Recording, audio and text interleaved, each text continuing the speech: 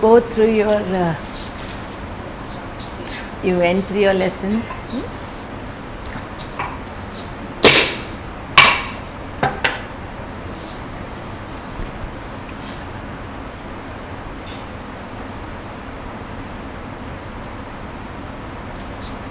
Guru Brahma, Guru Vishnu, Guru Deva, Guru Sakshat Parabrahma, Tasmai Shri Gurave Namah. Namastubhyam Varade Kamarupini Vidyarambham Karishyami Siddhyarthavam Yasana Mangikam Bhuvanam Yasya Vachikam Sarva Vangmayam Ahari Chandramani Tam Brahma Satyakam Shivam.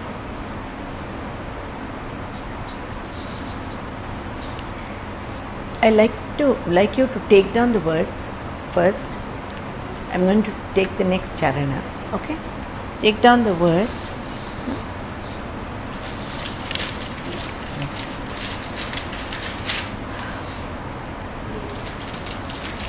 This is the sixth of the padis. Sixth padi of the first one we did earlier was the first one. This is the sixth one. Dhyana layena pura parikalpya bhavantam ati vadhurapam.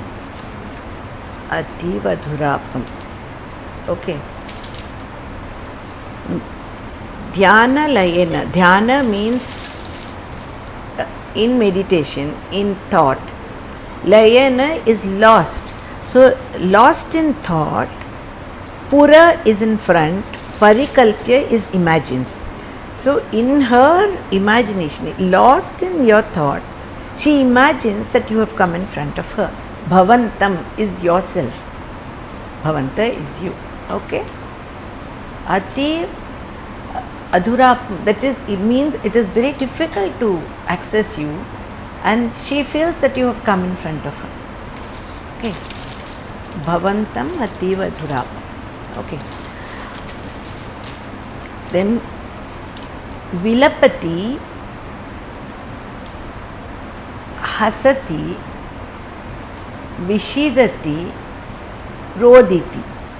Now these are all you have done in the lesson on Bhava and Rasa about the Vyabhichari Bhavas. And particularly in Shringara, many of the 33 Vyabhichari Bhavas feature.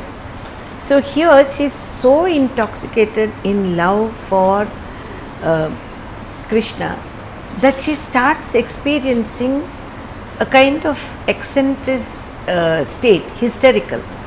So she's at some time she is lamenting. Vilapati is lamenting. She is lamenting the situation, she is lamenting so many things. Okay? So that is Vilapati. Hasati, she is hysterically laughing at the situation. Okay? Hasati is laughing. Vishidati is where she is kind of repenting. Oh, have I lost him? Did I have him? Did I lose him? Repenting. And Rodhati. The result is she is crying. Okay? Then Chanchati Munchati Tapam. That's the continuation of that. Chanchati is, as the word says, Chanchala. She is quivering. Going through all these emotional, she is quivering. Her body, she doesn't know what's happening to her. She is shaking all over, quivering. Munchati, she is lost all hopes. In this tapam, tapam literally means fever, and here it is the fever of love. So the Sakhi says that she is in this condition. What are we going to do for her but to get you? Okay? So she beseeches him. She keeps reporting all this so that he will be overwhelmed at, yes, at her situation and take pity on her and come to her. Okay?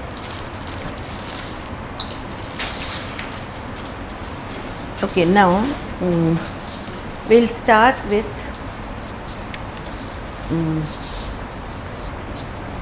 Dhyana Layena, that is, you have to do a retreat. Just as you did for this one, it will be, now she's lost in thought. Dhyana Laye, you will take it.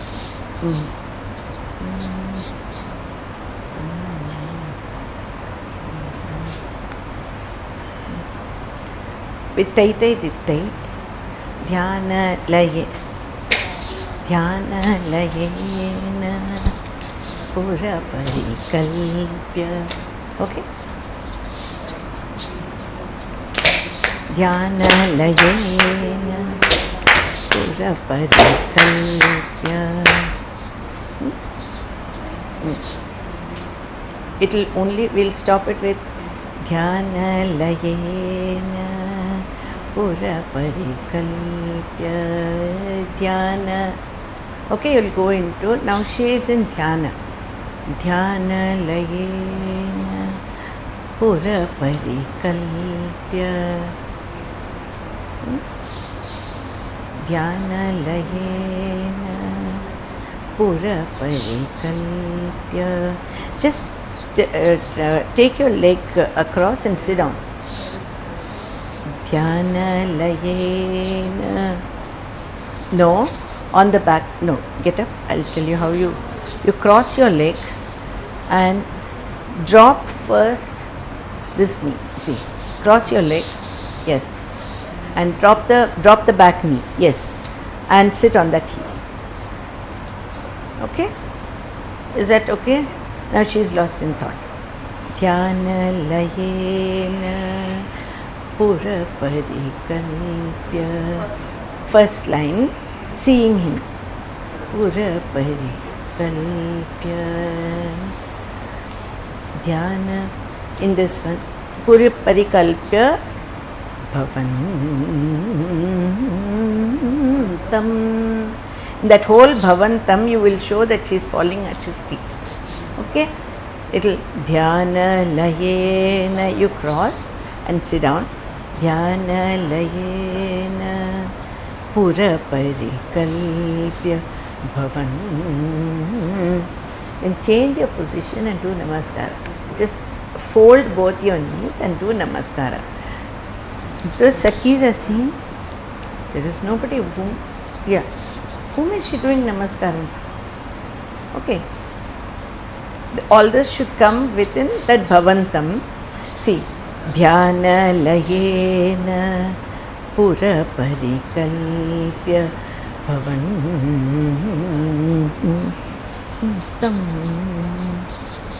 Bhavantam is one full Avartana. So she will do Namaskaram, and the last Dhrutam, the Sakhi reacts. Who is there? I'll give you the talam now. Okay? Dhyana Layena Pura Parikalpya Bhavantam.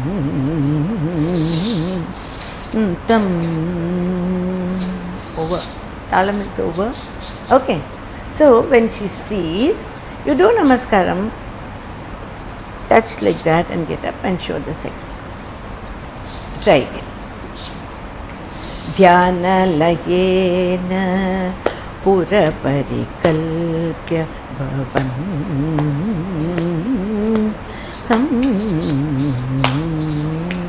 Correct. So the Sakhi is shocked. Who is this? She is doing Namaskaram to somebody. Okay? Then you go back walking. So, Bhavantam. Dhyana Layena, standing up. Okay?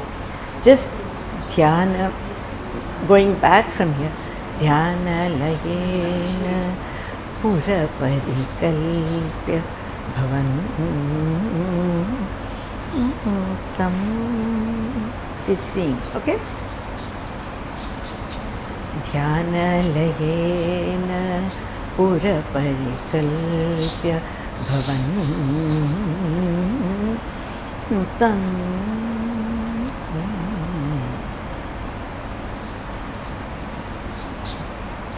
Dhyanalaena. Now you are reporting to him. Dhyanalaena pura parikalpya bhavantam. Just that. See what she is doing. This is the third one. Okay? So you will show Dhyanalaena pura parikalpya bhavantam. These three you do. Then we'll show how she reacts after seeing him.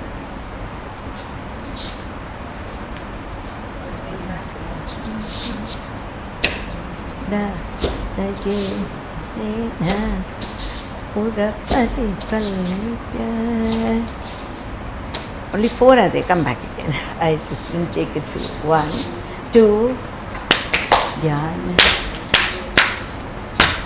Pura Parikalpya Dhyanalaena Pura Parikalpya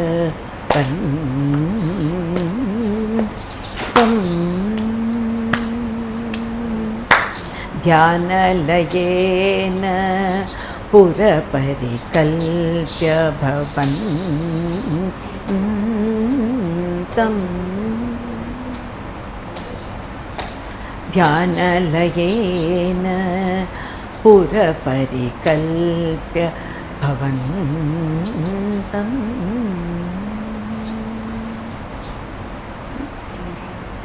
Address him and go back like.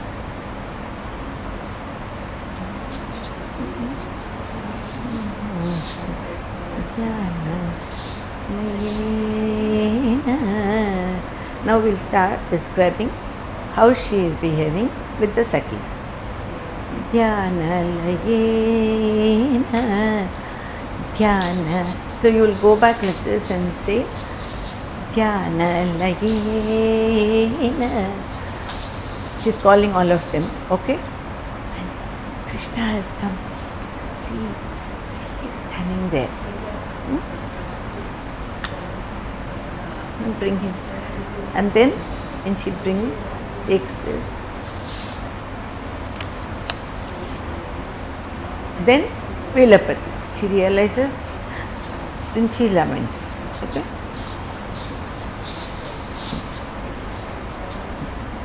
One. Wait. 1 minute.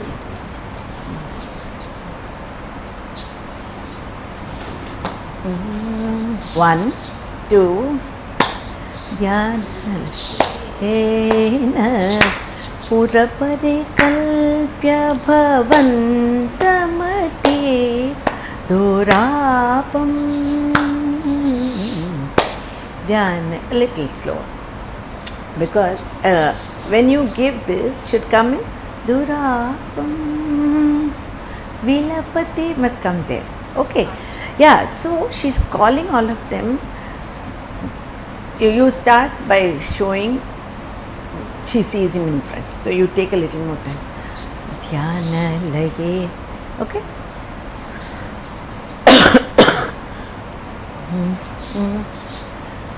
Dhyanalaena Pura Parik. No, go a little. Take a little more time, okay? Little more. So. No, see. Dhyanalaena Pura Parikalpya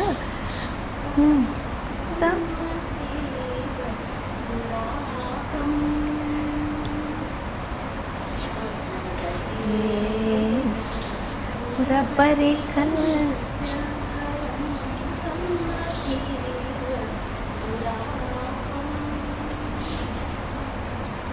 Okay. So her should sustain. She is slowly going, that is all there. But calling her friends also, she is trying to call. Come see, Krishna is there in front. Bring something to give him. And then she goes very lovingly.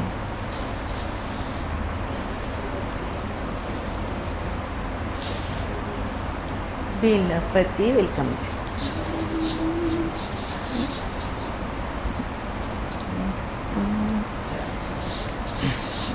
One, two, dhyana lage na. Sorry. One, two, dhyana lage na pura parikalpya bhavan lapam. Dhyana lage na pura parikalpya. Came a little faster, no? Now see, just take this much time.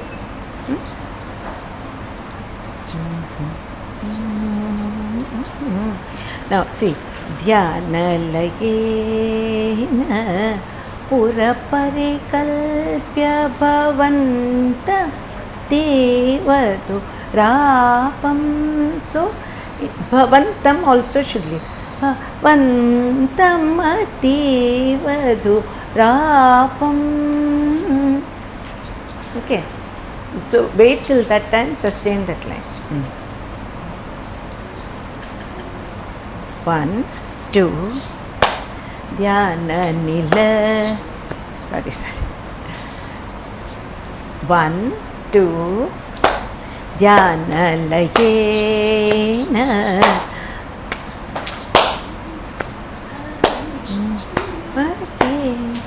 durapam. Dhyana lagena pura parikalpyam bhavantamati rapam. Vilapati. Okay, here we will pause for each. For each we will give you half hour. So Vilapati, lamenting like that. So you drop Vilapati hasati. Okay, hasati, as though he has only dropped it. Okay, Vilapati hasati vishidati rodati. Crying, you sit down. Okay. Rapam vilapati hasati vishidati rodati. Vilapati, Vilapati, lamenting. Vilapati, there itself, sitting. Sit down. Stretch your leg if you can. Vilapati hasati, bring your leg down, leg in. Okay. Vilapati hasati vishidati, getting up. Rodati. Okay, then Chanchati, she's querying, she can't even talk, her voice is getting choked. So you will go back. No, not open so much. Just quiver your lips. Just that. Okay. Munchati. This is for Chanchati. Chanchati, Munchati. Okay. Tahapam. Just go around showing like this all over her body. She is burning. Okay. Going round like this. Pam must come down. Okay. So now from sitting down, okay, from Vilapati, 1 now it is dropped. Okay, so half. Vilapati hasati vishidati rodati. Vilapati hasati vishidati rodati. Chanchati munchati tapam. You've got till the end of the Avartanam, you've got tapam till that. Okay? Try that again. From? Yeah, the dhyana line from going back you take. Not from there. I want you to take from the retreat. So after retreating, you will show how she is in dhyana and she sees you in front. She is doing namaskar. Okay. 1, 2. Dhyana layena pura parikalpya. Dhyana layena pura parikalpya bhavan tam. Dhyana layena pura parikalpya bhavan tam. Dhyana layena pura parikalpya bhavantam.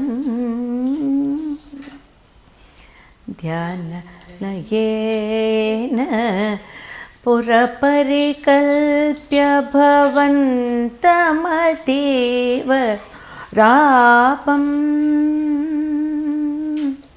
Dhyana layena parikalpya bhavantam tivat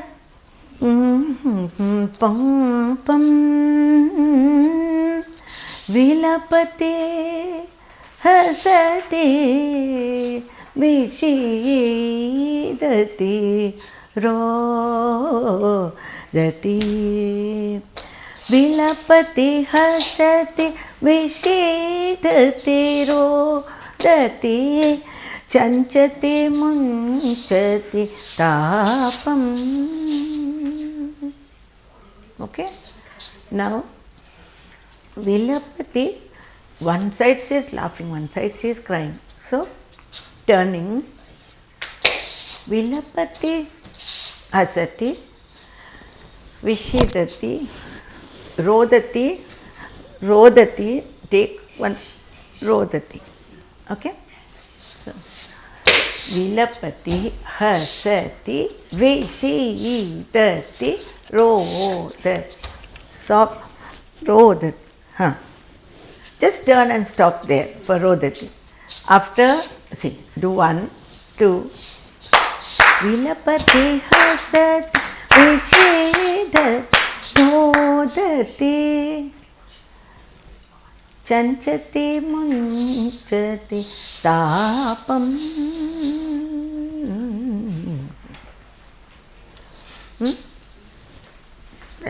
Sa virage. We come back to that. Now let us do this once.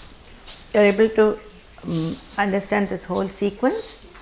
Once we'll revise the whole thing, then you try and do the. I'll do it. You'll do it? Just a moment, dear.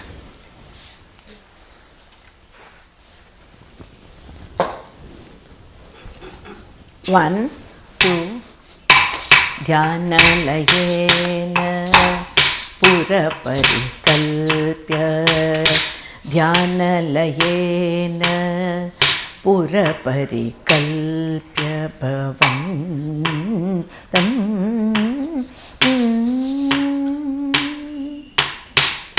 Dhyana layena pura parikalpya bhavantam.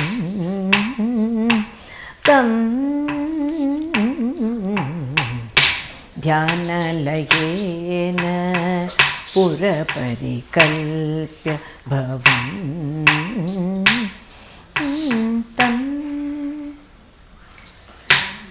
Layena pura parikalpya bhavantamativa rapam. Dhyana layena pura parikalpya bhavantamativa rapam. विलपति हसति विषीदति रोदति विलपति हसति विषीदति रोदति चञ्चति मुञ्चति तापम्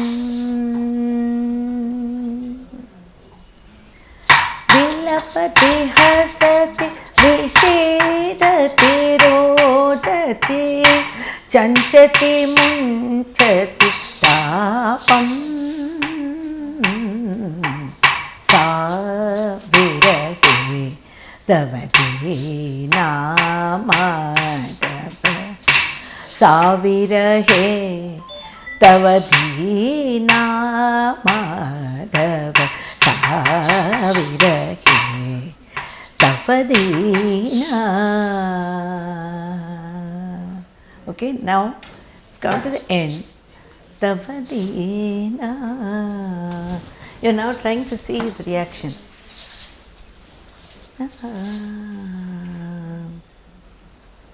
Madhava. Then he is moving. Madhava. Madhava. You will not allow him to go now. So, Madhava, you're watching at the end, you finish like this. Madhava. You'll go dittai dittai. Madhava. Madhava. Madhava. Take him and go. Okay? So, when you reach here, you come to the last portion when you virahe tavadina Madhava. Now address Madhava once. Madhava. Where is he going? Madhava. Madhava. Because they will not let him go. After you address, okay? So you're finished in one direction. You've established all the time you are addressing him on your right side. Okay? So finally again you come and say Veer.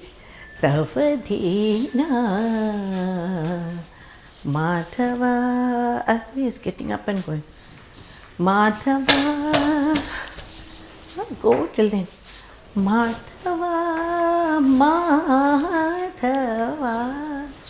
Now you will not let him go. Okay? Now you understood the concept of the Sakhi. It's good to have friends like that. That's the last Madhava. Then Madhava. Madhava. One minute, see. First you address here Madhava, okay? Then show him moving away that side. Because your exit is going to be from here to that corner.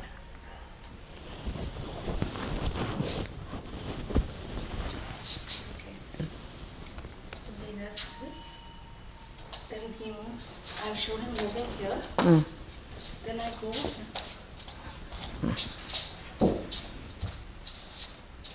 Okay. You have to show the entire length of the stage as if he is moving this way and that. So go till there, then go behind him, dittai, dittai, dittai, go to this corner. Then take him and go. Take from that. Sa virahe tavadina Madhava.